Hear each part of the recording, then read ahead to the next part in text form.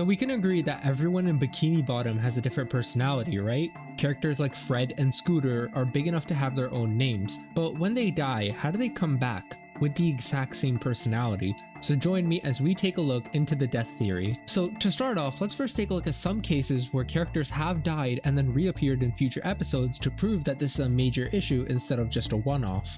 So the first episode we'll look at is the Fry Cook Games. Now there's a scene where Patrick throws hot oil over those watching the games. Then instead of the show pretending that those people are somehow okay, they instead make the joke of selling the fish as fish sticks.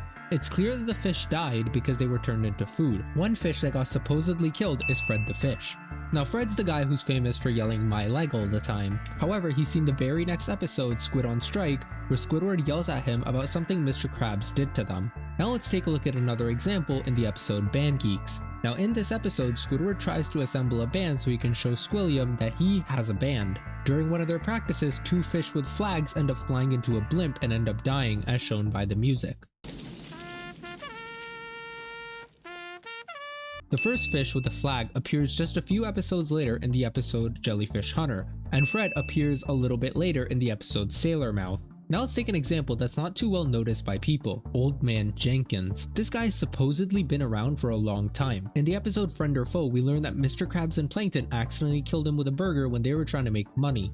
But we see him appear ever so often in episodes like The Main Drain, where he mentions about the older times. Now I've saved the most interesting death instance for the end. In the episode Bubble Buddy, a background character who appears often named Scooter asks SpongeBob to dig him in the sand. Once SpongeBob does this, he goes away and asks Bubble Buddy, a literal bubble which we see in the end of the episode somehow becomes alive, to dig him out. Scooter, who doesn't realize how in trouble he is, mentions that the tide is getting higher.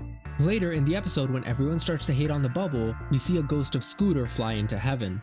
The show is really not trying to hide the death of these characters. Anyway, we see him 2 episodes later in the episode Patty Hype. So it's clear that characters in the show are somehow able to die and come back. But how?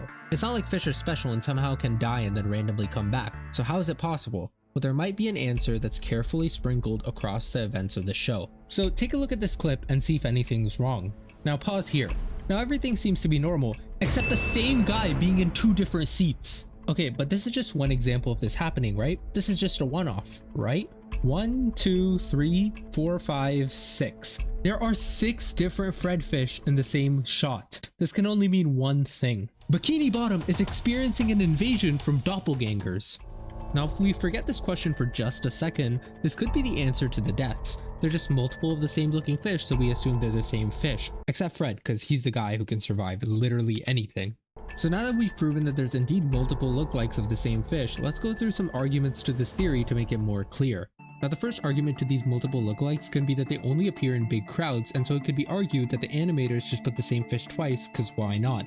But I literally showed an example in the episode Something Smells, where there's no big crowd, yet the fish are still being repeated.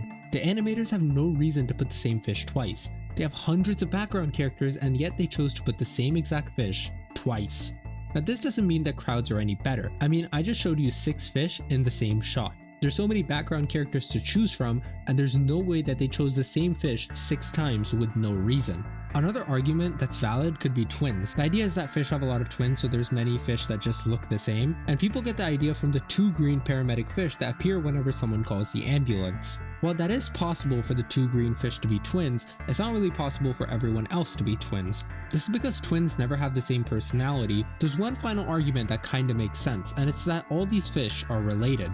This could be correct, but in the episode 20,000 Patties Under the Sea, we see where Plankton roasts 4 generations of the same family, yet none of the fish look the same, and neither does the child. This proves that 2 fish of different species can have a child that looks nothing like them. But what about Spongebob and Patrick? Their parents are the same species as them. Well, it might be that if both parents are from the same species, then you get a child that is from the same species. Now continuing on related with fish, there's another claim that the same fish appear in different colors. Probably the biggest example is the Dr. Fish. There's 3 separate versions of him in the show. He's either purple with orange hands, purple with orange fins, or orange with orange hands. To clarify, he's never been seen with purple hands, only fins. This means that he clearly had surgery if he replaced his fins with hands or vice versa. But this could spark the question of if Bikini Bottom has even discovered plastic surgery. Well, in the episode No Nose Nose, Patrick is sad about not having a nose, and so he decides to go get one. He goes to a doctor to get a nose. If surgery on a nose is possible, then surely the doctor can get surgery on his hands. This proves that it's possible for a fish to not only get surgery but also to be a different color whenever they want. It might be more of a fashion thing, as we've never seen the doctor fish be orange again. He's only been orange once. But we do see the occasional bottomite be a different color than they usually would be. We've seen background characters have multiple lookalikes, but what about a main character? What about the main character? In the episode No Weenies Allowed, when SpongeBob tries to enter a fight club, he tries multiple disguises, and in that montage we see another sponge who looks just like SpongeBob with a different hairstyle. He comes in and gets mistaken for SpongeBob. Could this be the duplicate of SpongeBob? Now we need to figure out when these duplicates come into Bikini Bottom and if they have an effect on the population numbers, because if they did, then they would prove that they are duplicates instead of the same fish over and over again, or the fish somehow being related. Now the first time we see a big crowd is in the season 1 episode Neptune's Spatula. In the episode when Neptune takes SpongeBob to Atlantis for a cook-off, pretty much every fish in Bikini Bottom shows up. But the key is that we don't see any duplicates in any frame of this video. This means that the duplicates have not yet been released into the population of Bikini Bottom. The first time we see a duplicate is in the episode Something Smells. As I've stated before, in the scene where SpongeBob and Patrick go to the movies, there are multiple examples of the same fish being in the same shot. This means somewhere between that, the population of Bikini Bottom started rising. Then in the season 5 episode The Fry Cook Games, there are 6 to 7 of the same fish in multiple of the same shots. It's clear that the population of Bikini Bottom should have grown between this time. So to find out the population pattern of Bikini Bottom, we first have to find the population of Bikini Bottom at a certain time to compare it with. In the season 5 episode Whatever Happened to SpongeBob, the population is stated at 538. But then in the season 2 episode Patty Hype, SpongeBob attracts 46,853 customers, suggesting that the population of Bikini Bottom is about 50,000. Then in the season 6 episode Nautical Novice, Mrs. Puff mentions that a boat could have killed millions, suggesting that Bikini Bottom has a population of over 1 million fish. In a few minutes we'll be flattening millions of innocent lives! Now this specific claim is very interesting because the creator of the show, Steven Hillenburg, confirmed that Bikini Bottom is a large city. So which is it? What is the real population of Bikini Bottom? The issue is that there's no real continuity in the population. In season 5, the population is 538, but then just 3 seasons back, it's 50,000. How? Did Bikini Bottom go through some form of depopulation? Minutes we'll be flattening millions of innocent lives! But knowing that dead fish are able to come back, how is this possible? How can Bikini Bottom lose population? Well, the only way the population could change is with the addition of more duplicates. This means that the population should continue going up. Let's work backwards from the episode Whatever Happened to SpongeBob, where we learned that the population is 538 to get an idea of the population trend. So in the season 3 episode Party Pooper Pants, SpongeBob invites everyone he's ever known, which includes a total of 177 fish. While all 177 fish don't show up, we know that there were a few people SpongeBob knew that he didn't invite, such as the police. But how does this help with population numbers? Does SpongeBob know everyone in Bikini Bottom? Well, he might not know every single one of them, but we learned in the episode Gone that everyone knows who he is. But what constitutes knowing someone? There are some times where SpongeBob addresses everyone in the city, but does that mean he knows them? Knowing someone is spending the time to get to know them, and being around them. While everyone in Bikini Bottom knows SpongeBob, SpongeBob isn't close with everyone in the city. It's clear that 177 may be a third or a fourth of the population, as there's no way SpongeBob is close to knowing a majority of the town. A few episodes before, in the episode Mermaid Man and Barnacle Boy 4, we see that SpongeBob shrunk all of the Bikini Bottom citizens. When we see them all together, they don't seem like a lot, but considering how small SpongeBob shrunk them, there's at least over 500 of them. It's clear that the population throughout the show remains stagnant at least between season 3 and 5, but in the season 2 episode Patty Hype, SpongeBob sells his new pretty patties to 46,853 customers. This implies that the population of Bikini Bottom is somewhere around 50,000. If that's true, then how does the population go from 50,000 to 500? It's clear that the two start points are flawed.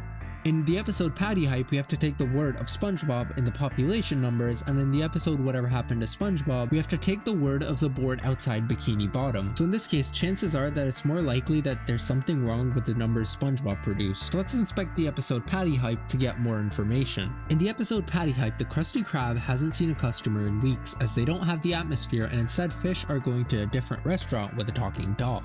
SpongeBob pitches an idea to Mr. Krabs to sell pretty patties. They're just Krabby Patties in various different colors. After Squidward and Mr. Krabs laugh at him, he runs out and claims that he'll sell them on his own. Then later, when he becomes more successful, he starts giving away money. While the news shows how successful SpongeBob and Patrick's business is, we see a guy say something interesting. I'm getting back in line. This might not make sense now, but it'll be important later. After a while, SpongeBob calls his 46,853rd customers, implying that there's 50,000 fish in Bikini Bottom. However, if that fish can get into line again for money, what's to say that he can't get back into line for more pretty patties? Who's to say that the entirety of Bikini Bottom can't get back into line again? Everyone seemed to enjoy the product, so it's possible that fish went back for seconds. This could mean that there's not 50,000 separate fish in Bikini Bottom trying to get their pretty patties, but instead the same 1,000 or so fish trying to get their pretty patties. We even see the guy who said he would go back in line for more pretty patties like he said. We also see this fish get into line again. Then later, when Mr. Krabs buys the business off of SpongeBob, everyone wants their money back, and a guy mentions, "We want our money back, all 46,853 of us." While this does imply that there are indeed 50,000 fish in Bikini Bottom, in the following shots we see that not even a few hundred fish are chasing him. If everyone experienced the side effects of the pretty patties, then why did everyone not come to get their refund? Or does this mean that all the fish chasing him are everyone? The population can't be over 1,000, especially after seeing the line that Mr. Krabs got into. It's between SpongeBob's house and the Krusty Krab. We know that the distance between the two places isn't much because of the episode Krusty Towers. You only live 400 yards away. It's only 400 yards, so knowing this, there will be some fish around the stall, so the population really can't be over 1,000. Now, if we looked in the future to see the population after the events of whatever happened to SpongeBob, in the Season 8 episode Frozen Face Off, all of Bikini Bottom comes to a sled race for $1 million. We see that all of Bikini Bottom barely consists of over 500 fish. So all this stuff begs the question, who's behind all this? I mean, surely someone created these multiple lookalikes to keep ravaging Bikini Bottom and slowly adapting with the population, right? Well, if we look through the entire show, there seems to be just one character who's capable of doing this. It's not Plankton or Sandy, but instead, King Neptune. King Neptune is the Roman god of the seas, and in the show we see various examples of him using his god powers to do certain things, such as making SpongeBob a god or trapping his own son. But is he really God in the show? I mean, he calls himself a god, but is he really a god? Well, let's look at some proof to see if he's a god who's capable of doing this. So in the episode Atlantis Square Pantis, we learn a lot more about King Neptune than we should have. Early on in the episode, we see a painting called Neptune's Ascension, which is basically the only surviving painting from the lost city of Atlantis. The city with a bunch of high-tech aliens who are both magically and technologically superior. The painting proves that Neptune ascended to his god powers. In the same episode, we also see a statue of King Neptune in the lost city of Atlantis. So there is clearly some relation to King Neptune and the Atlantic aliens. Now, because these aliens seem to care so much for King Neptune, it's clear that despite being from another galaxy, they do still believe that King Neptune is a god. One more key detail that's very important is that out of the 3 members of the royal family, the queen doesn't have powers, whereas King Neptune and his son Triton can use their powers and don't need weapons. It means that the powers come from Neptune's side instead of the queen's side. So with all this information, it's clear that Neptune is the only one in the sea who can take and give life as he pleases. Since the lookalikes are alive, it counts as giving life. It could mean that when fish go to the sky where Atlantis is, it's also where King Neptune lives. Since he's a god, he's able to give the lives back of those who died. So there's a very obvious question here. What reason would King Neptune have to give the lives back of those who have died? It's clear that in many episodes he doesn't care about mortals. Pretty much all our answers lie in the episode Clash of Triton. So at the start of the episode, we see that Neptune would rather spend his time watching TV rather than attaining to his god duties.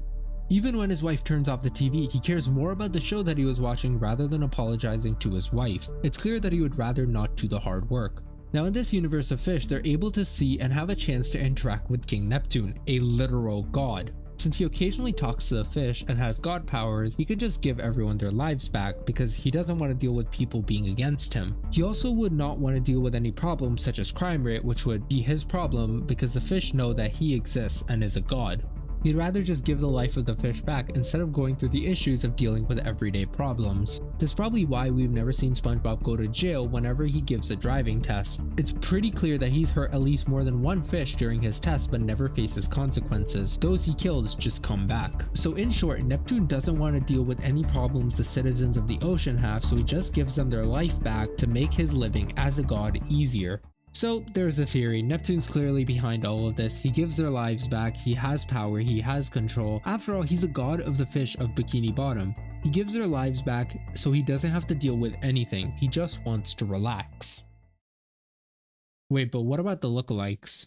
So in the episode Clash of Triton, we learn a lot about King Neptune, including his backstory. When Neptune's trying to teach his son, Triton, how to rule with an iron fist, he's shown burning a replica of Bikini Bottom. Then at the end of the episode, he's proud of Triton for destroying the real Bikini Bottom. It's a sign showing that Neptune is a strong and powerful ruler who likes to have power over his subjects. Later in the episode, when Triton gets older and builds a cure for every disease ever, Neptune gets mad at him and throws it away. While Triton cares for the feelings and emotions of mortals, Neptune couldn't care less. It shows that he really doesn't care about the mortals that he rules over, but he likes to rule over them because he has power over them. Now, as I mentioned in the show, Neptune's only ever made 2 appearances. His first, as I mentioned, was in the episode Neptune's Spatula. In the episode, he seemed like himself before he took Triton to the island and left him there. He's more confident, arrogant, and powerful, but the last time we see him in the episode Clash of Triton, he looks a lot weaker due to leaving Triton on the island. This could mean that he left Triton on the island somewhere after the events of Neptune's Spatula. It's also further proven because we see the first lookalikes come directly after this episode. It means that Neptune is also responsible for the lookalikes. We also see that Triton looks no different than when King Neptune left him there, but what does this have to do with anything? Well, if you think about it, for a person like Neptune whose ego is fulfilled by ruling over others, isn't it possible that Neptune just made more fish so he can fill the void of the lack of his son's presence? In the episode Clash of Triton, he mentions that he's sad that Triton's not going to be there for his 5,000th birthday. That our son Triton will not be able to share in my revelry. But it feels like that his sadness has been building up for a while, as his wife mentions that he hasn't done anything lately. Let's forget about Triton for just one day. Also, in the episode Frozen Face Off, when all of Bikini Bottom shows up for a sled race, it's clear that when King Neptune and Triton repaired their relationship, King Neptune stopped making more duplicates. So King Neptune, being a god, can just make more people and rule over them. Since this is one of his most favorite things to do, he must have been using it as a coping mechanism to forget his problems with his son.